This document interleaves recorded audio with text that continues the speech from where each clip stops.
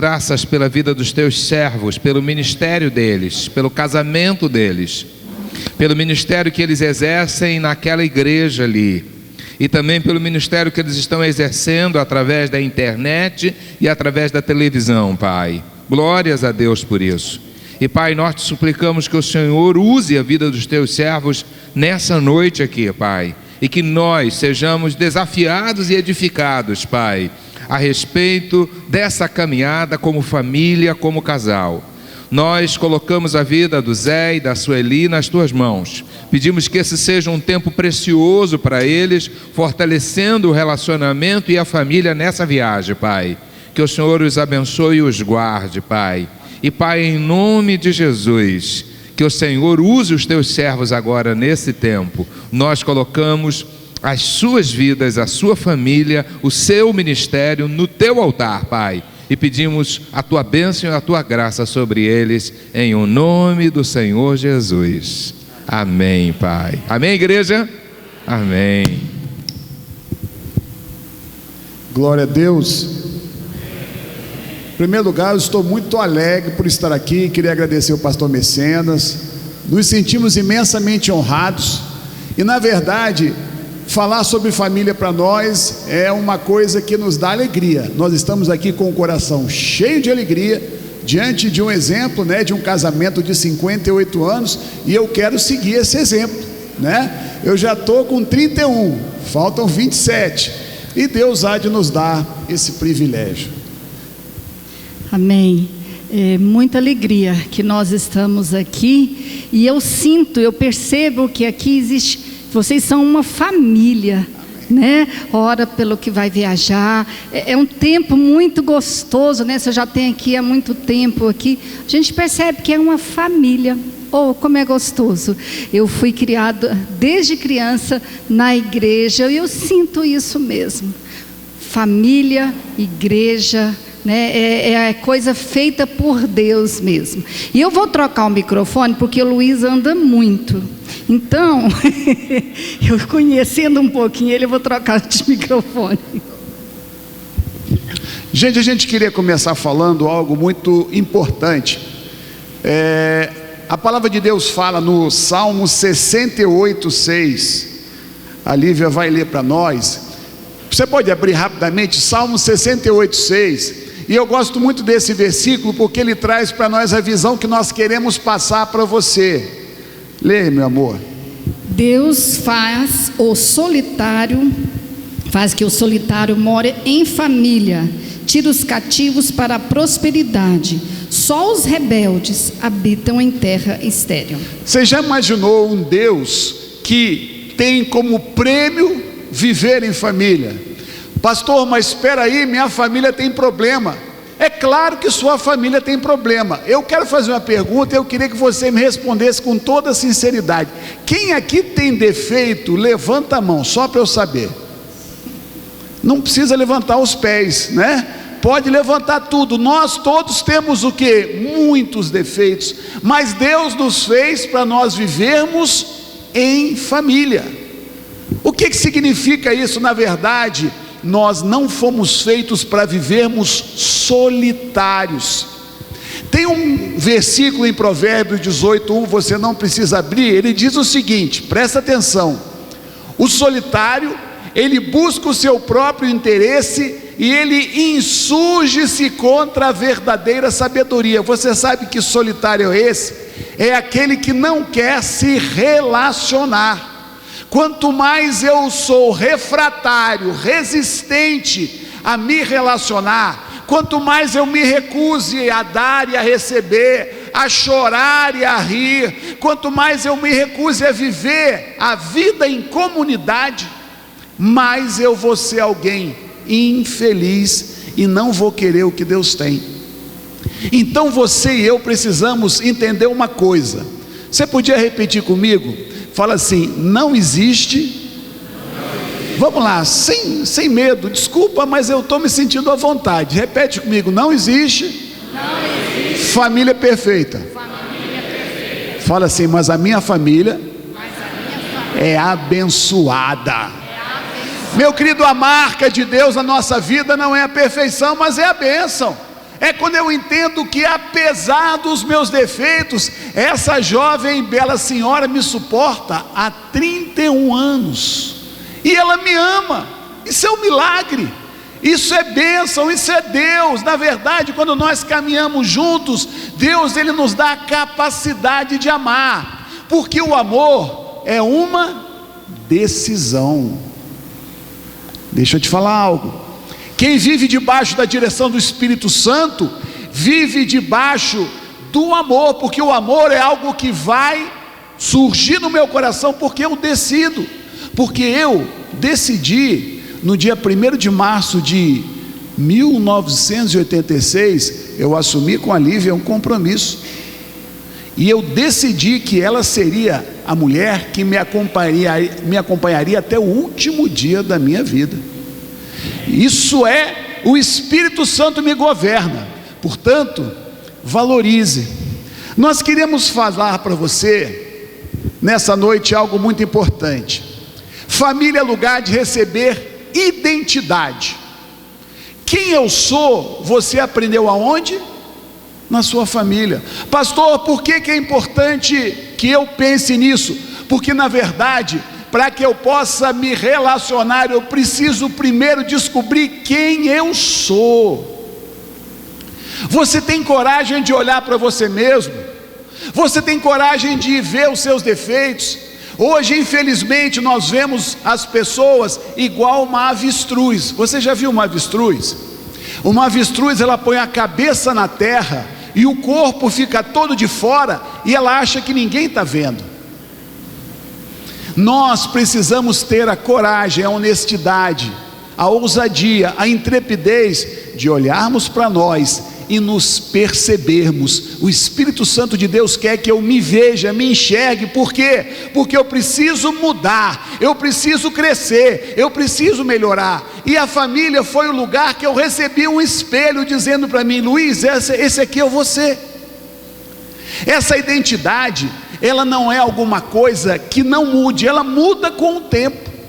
Na medida em que a presença de Deus venha na minha casa, na medida em que eu abro o meu coração para a influência da minha esposa, dos meus filhos, eu posso melhorar, eu posso mudar a forma como eu me vejo.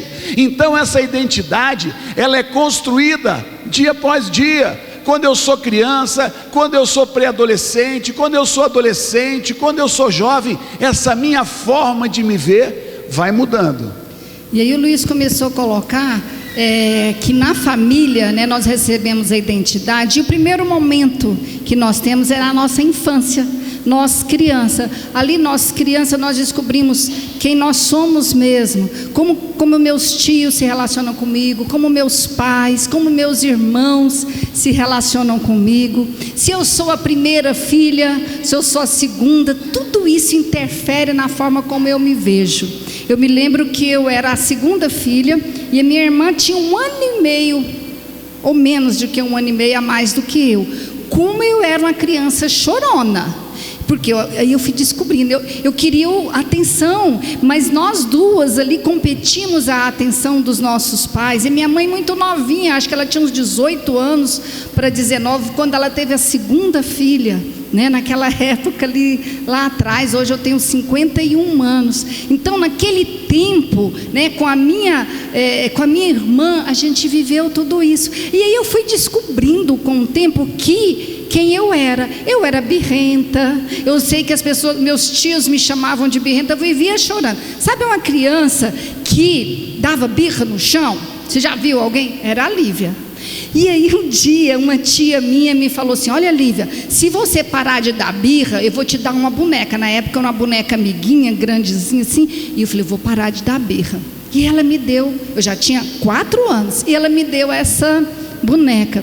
E aí um dia ela me pegou, estava chorando no canto da casa, em pé: Lívia, mas eu te dei a boneca e você continua dando birra. Eu falei: não, tia, eu estou chorando em pé, né? É diferente. Mas o que eu fui aprendendo, que eu era essa criança sempre emburrada, né? Então a gente vai construindo essa história. Só que as histórias, elas podem ser mudadas também, né? Primeira coisa que eu quero te lembrar é isso. Mas primeiro eu quero que você esteja lembrando como é que eu fui criada. A gente é criado na nossa forma física, a forma como eu me relaciono, se eu aceito ser tocada ou não, se eu sou uma criança que recebo carinho ou não, se eu fui ferida, né? Ali eu aprendo como eu sou fisicamente, emocionalmente, como eu falei, eu era uma criança emburrada, solitária, né? Eu aprendo espiritualmente. Teve uma história muito forte na minha vida. Quando eu tinha 12 anos de idade, a minha família era constituída de pai, mãe e 4 filhos. Eu era a segunda. Aconteceu um acidente na minha casa. A minha mãe tinha 31 anos na época e a gente morava em Goiânia, mas tinha uma fazenda no interior, em Palestina de Goiás, depois de Iporá.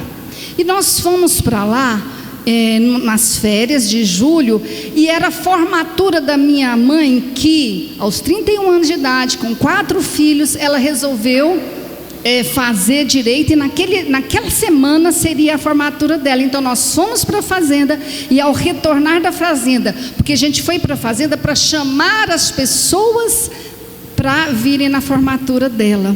Ela era muito animada, ela era muito alegre, ela conseguia relacionar com todas as pessoas. Na volta, depois que foi organizado tudo ali, na volta aconteceu um acidente e ela faleceu, e a minha irmã mais velha, que tinha 13 anos, também faleceu. Eu, naquele momento, naquela estrada ali no meio, perto de São Luís dos Montes Belos, eu tinha 12 anos, eu era a mais velha. Naquele momento, eu era a mais velha, porque as outras crianças que estavam no carro, todas eram menores do que eu. Mas eu tinha uma identidade, por ser a segunda filha, e a minha irmã mais velha cuidava muito de mim, que eu não conseguia fazer nada. Era isso que eu tinha aprendido na minha infância, que quem fazia tudo para mim era minha irmã mais velha ou era minha mãe.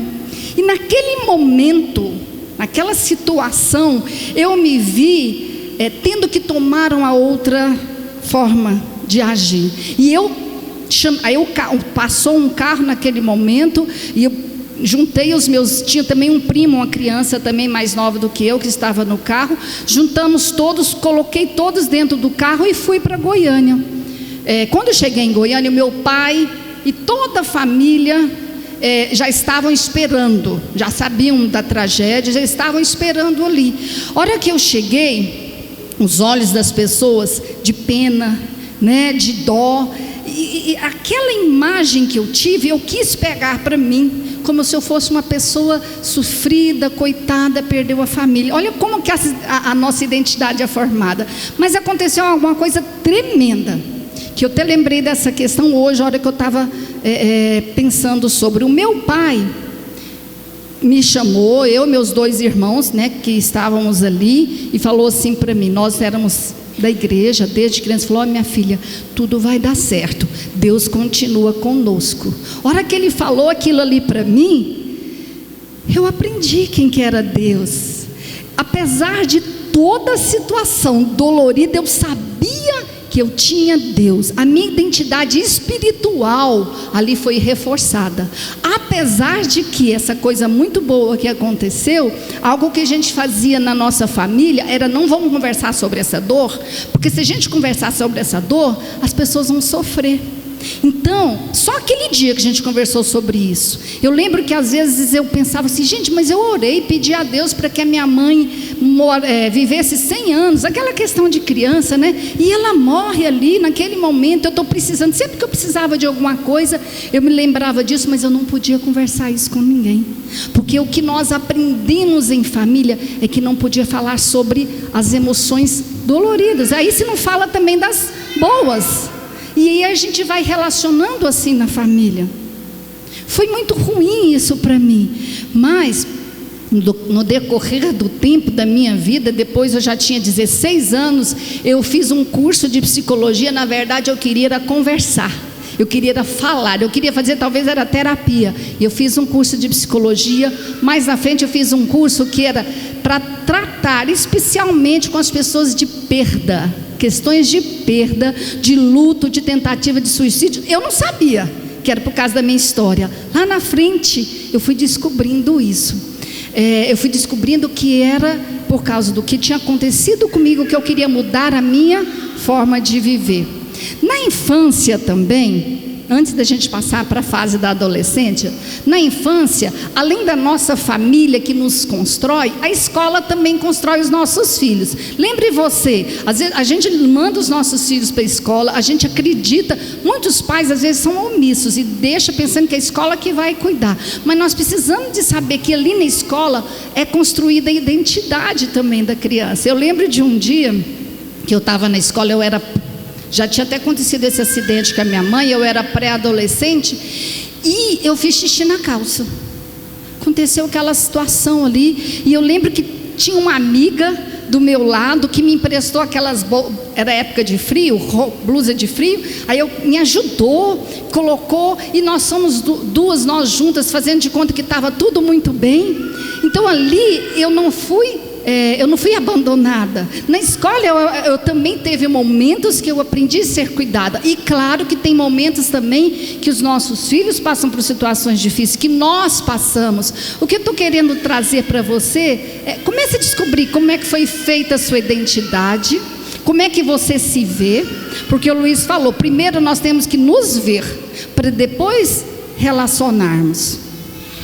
Tudo isso é para você então voltar um pouquinho, porque você precisa entender que a forma como você se relaciona, na verdade, foi a forma que você aprendeu, e uma série de fatores te influenciaram.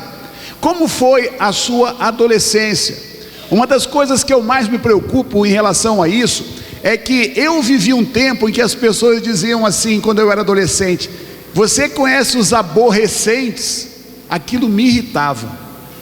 Eu me sentia a pior pessoa do mundo. Portanto, você que tem filho, que está passando por essa fase, ama, elogia. É difícil demais ser adolescente. Será que você consegue se lembrar quando você era adolescente? Será que você consegue voltar lá atrás e pensar de como que é difícil aquela fase onde você não é adulto e não é criança, onde todo mundo te trata como alguém que não tem importância? Você está mudando tudo, você está mudando sua composição hormonal, você está tropeçando nas próprias pernas. Eu lembro que eu tive dificuldade, eu gostava de jogar bola, e de repente eu me vi crescendo, a gente fica meio sem jeito, e todo mundo dizia assim: é aborrecente. Vixe, adolescente só dá trabalho. Será que você ouviu isso? Porque isso te marca tanto, isso te traz até hoje aquele sentimento de que você é alguém que dá trabalho. Na sua juventude, como é que foi? Pensa um pouquinho. Eu lembro que eu tinha assim uma grande angústia. Quando eu fiz 18 para 19 anos, eu queria trabalhar, e meu pai sempre sustentou os meus estudos. Eu falava: pai, eu quero estudar. Eu disse: pai, eu quero trabalhar. Não, meu filho, peraí, você vai fazer engenharia. E eu ficava querendo ter as coisas, e eu queria assumir compromissos onde eu via que na verdade a vida era dura, e que eu precisava entender que dinheiro é difícil. Como é que você viveu a sua juventude? Como é que você foi espelhado pelos seus pais? O que os seus pais te diziam naquele momento? Será que você lembra? Isso é muito importante, porque quando você volta lá atrás: pastor, eu estou com 55 anos, 60 anos, lembra assim? As marcas, elas ficam. E eu quero que você hoje pense nisso, e que você enxergue que quando a gente se aproxima de Deus, você sabe o que Deus faz com a gente? Deus ressignifica as coisas para nós. A gente consegue se enxergar diferente. O Espírito Santo em mim, ele acende uma luz onde eu descubro os meus potenciais, onde eu descubro quanto eu posso ser útil para as pessoas e para Deus. Como foi a sua vida?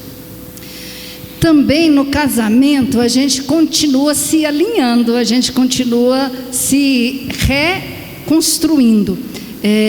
Eu lembro que quando nós nos casamos, o Luiz, totalmente diferente de mim, eu fui descobrindo, eu sou tão flexível, o Luiz é tão rígido. Eu tenho tantos medos, o Luiz não tem esses medos. E aí, com isso, essa forma de eu ver como é que as nossas diferenças me fez também ter que mudar alguma coisa da forma como eu era, como eu me via. Eu lembro que o Luiz me deu motivação para crescer. Eu precisava de acreditar em mim, e através do meu esposo eu fui vendo essas coisas diferentes. Os meus filhos também mudam a minha identidade, porque quando eu começo a ter filhos, não, agora eu sou mãe, eu tenho que mudar a forma de agir, eu tenho que perceber que eu preciso de ajudar os meus filhos na criação deles, nos relacionamentos dele na escola. Então no casamento também existe uma nova identidade. Acontece que as nossas diferenças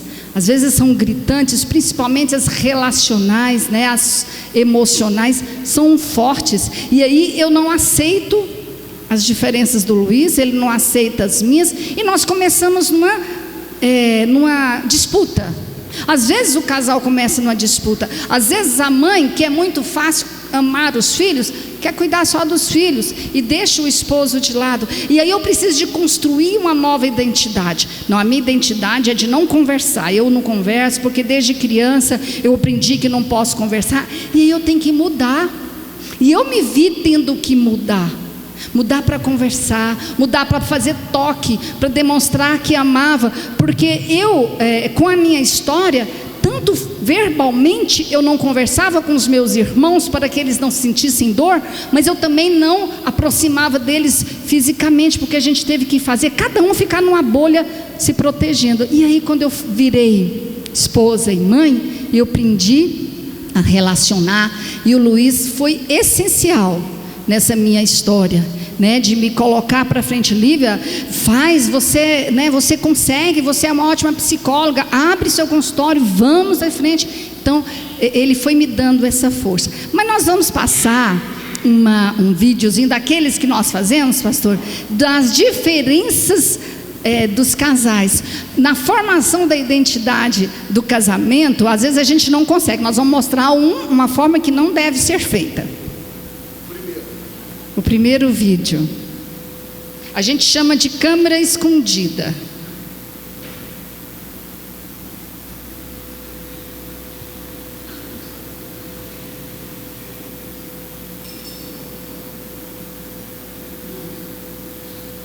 No nosso apartamento, também, mas o preço volta lá, senão não vai dar para ouvir. Eu olhei para a gente trocar o carro, fiquei super animado. Nós vamos comprar a caminhonete do meu sonho.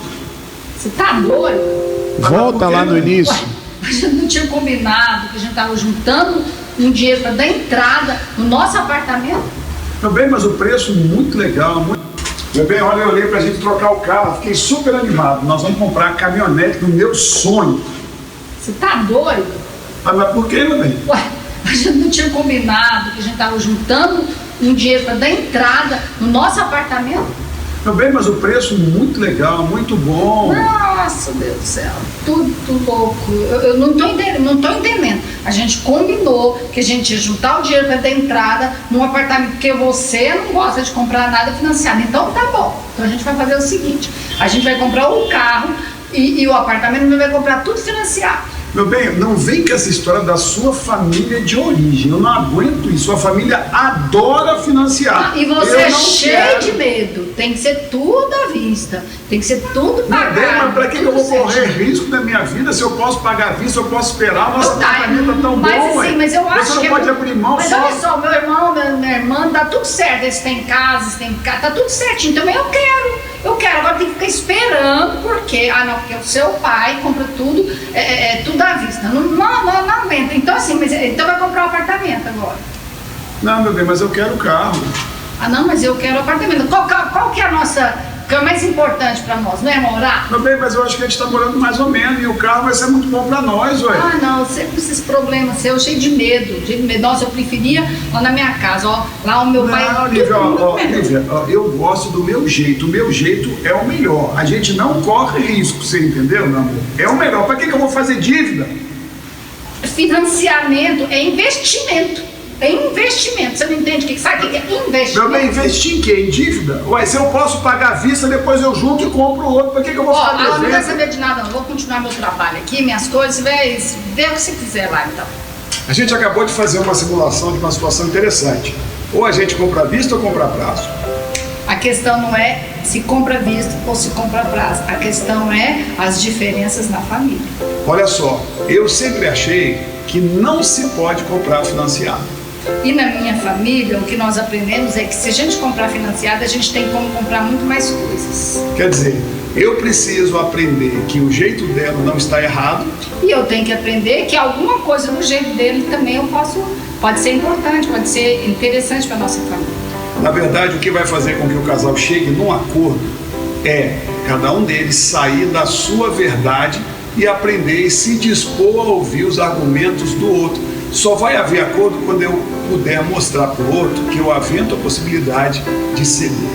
E se eu começar a ouvir o outro, eu começar a valorizar, né, a ideia, valorizar o conceito que essa outra pessoa do meu lado tem, e ele se sentindo valorizado, ele vai tentar ser melhor e nós vamos chegar no nosso objetivo. O nosso objetivo não é comprar uma casa ou comprar um carro. O nosso objetivo é a nossa conexão, é a nossa união, é nós juntos termos um objetivo só. É construirmos juntos, porque se tiver algum problema, nós dois vamos enfrentar esse problema juntos. E não vai ter acusação, porque se os dois decidiram juntos, entraram em acordo, não vai ter essa acusação. Se não der certo, foi os dois que estiveram juntos, porque um levantou o senso de valor do outro. Dessa forma você vai ter uma família forte. Amém. Esse vídeo é muito legal, porque ele ilustra bem a nossa história. Eu e a Lívia, nós tínhamos histórias diferentes. O que nós estamos tentando marcar para você é que quando a gente se casa, então a gente está construindo uma nova identidade. Isso é mais ou menos como fazer café com leite, né? Quem aqui chama média? Como é que chama, pastor? Aquele que a gente mistura, toma. É uma média.